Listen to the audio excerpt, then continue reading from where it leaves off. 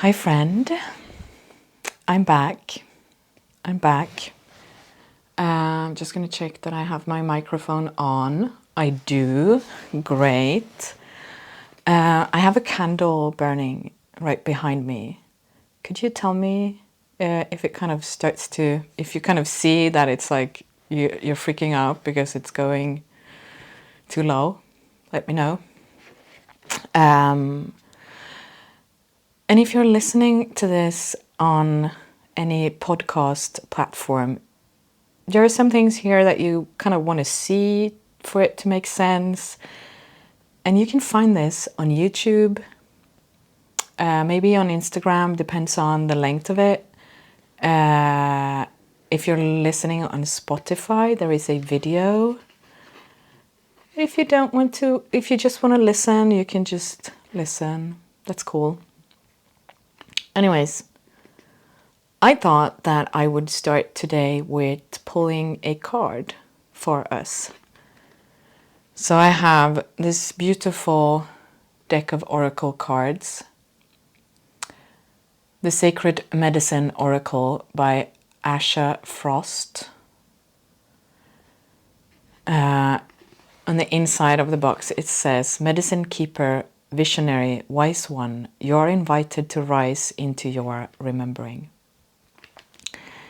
I absolutely love this deck of cards.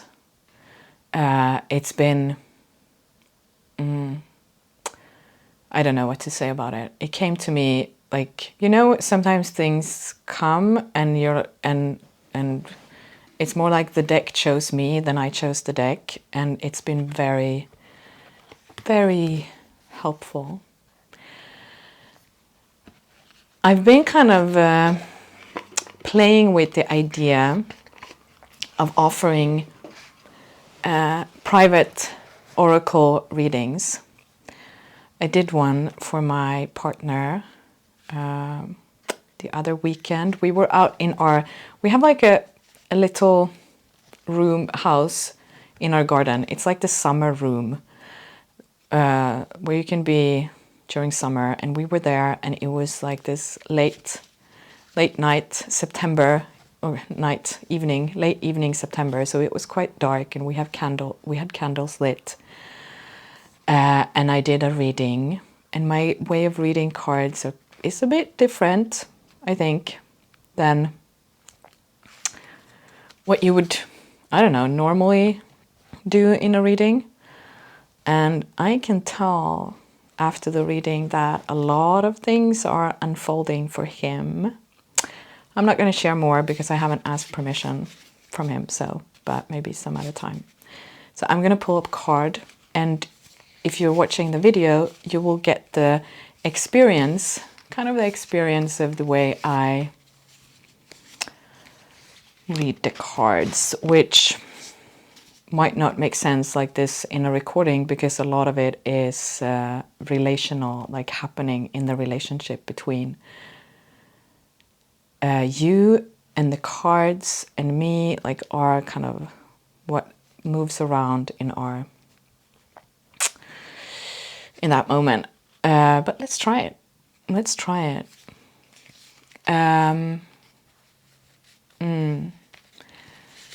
Before I pull the card, I am going to turn to the east and the morning sun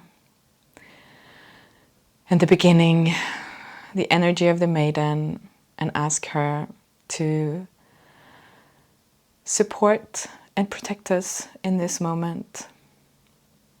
And I'm going to turn to the south and the high sun and the full moon and that a crescendo of summer and the mother. And I'm going to ask her to be here with us, to hold us in our wholeness. And I'm going to turn to the west, the setting sun and the waning moon and autumn and the matriarch. I'm going to ask her to shower us with her wisdom. And I'm turning to the north, to the crone on her throne and the deep, dark winter, the new moon, and the night, the ending, and the hope of a new beginning, or like the knowing that there will be a new beginning. And I'm going to ask the crone to sit here with us. And I'm going to turn my attention, awareness down into earth. And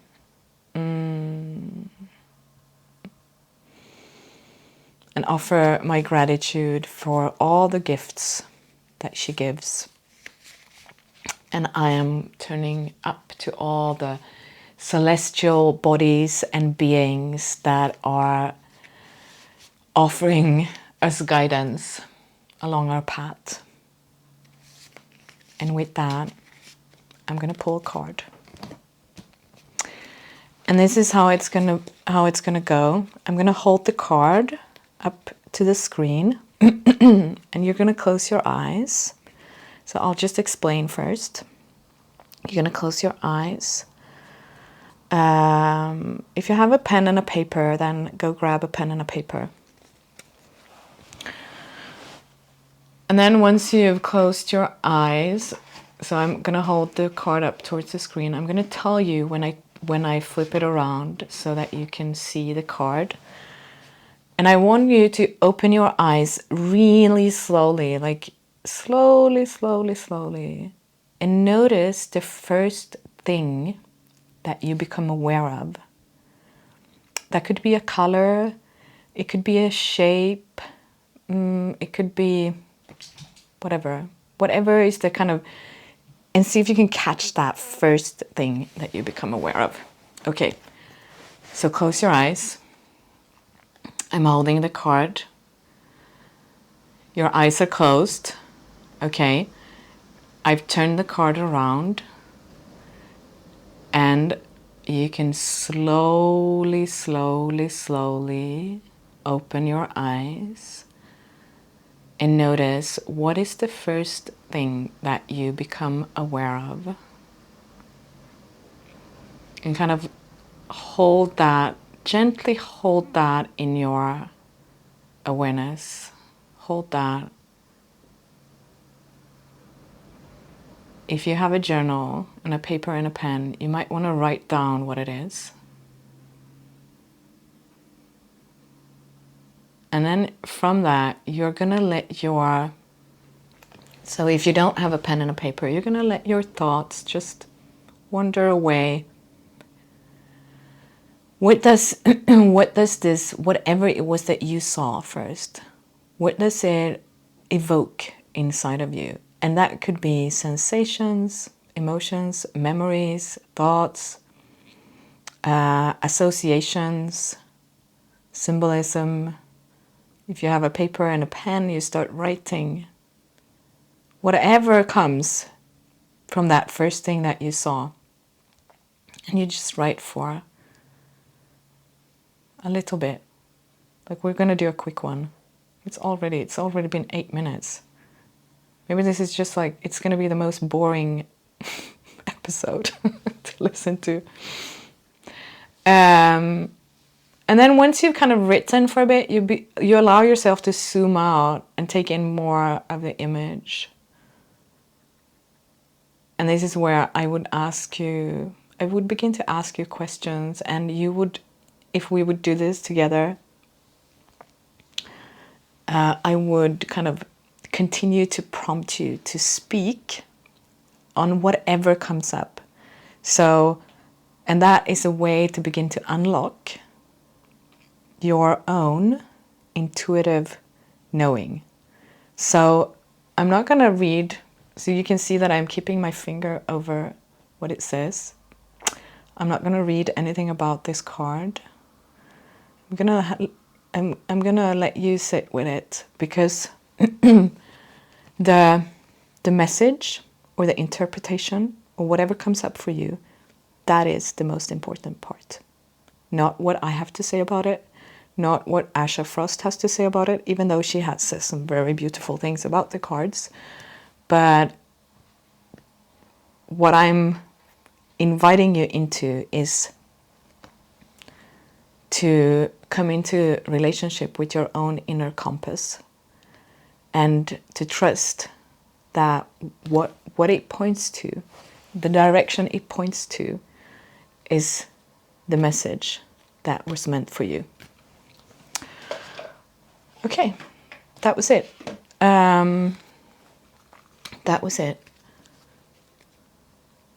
I had some other things I wanted to talk about, but I think I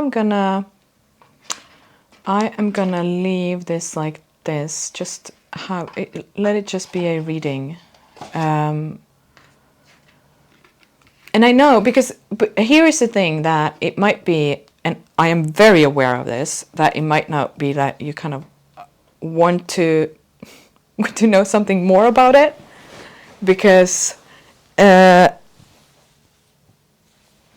we're so conditioned into believing that someone else's ideas or knowledge is more valuable and more important than our own. So I invite you to sit with have the courage to let the message unfold for you. I'm gonna sit down with that myself in a little bit, and this goes so well with something I read in Tokapa Turner's book Belonging today. Of course it does. I'm just gonna grab the book.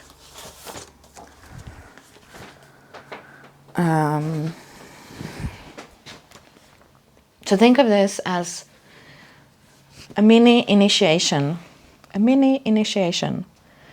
she says, this is what Tokapa Turner writes: nobody goes willingly into initiation.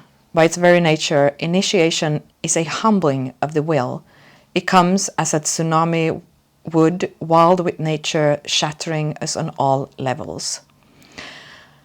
We are meant to be delusioned, dissolved, disappointed by any thought of rebuilding, before any thought of rebuilding can begin.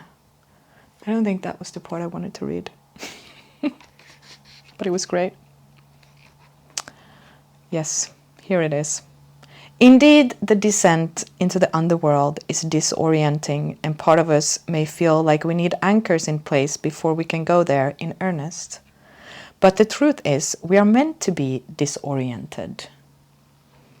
If we think of ourselves as a ship that is navigating using a point on the horizon, a fog descends all around us in initiation. We must learn that in disorientation, we are being given an opportunity to discover a different knowing, an inner compass. And that's kind of what I want to give you today. An opportunity for a different knowing, an inner compass, which is the most valuable compass in the world. Like, no books. I just read from a book. No books is better than that inner compass. Maybe the inner compass does, as it did now, kind of guide you in the direction of something that you've read before. But get in touch with that inner knowing. Okay.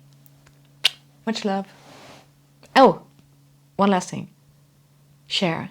What did you see? What was it that you saw? And a few words around it. I would love to know.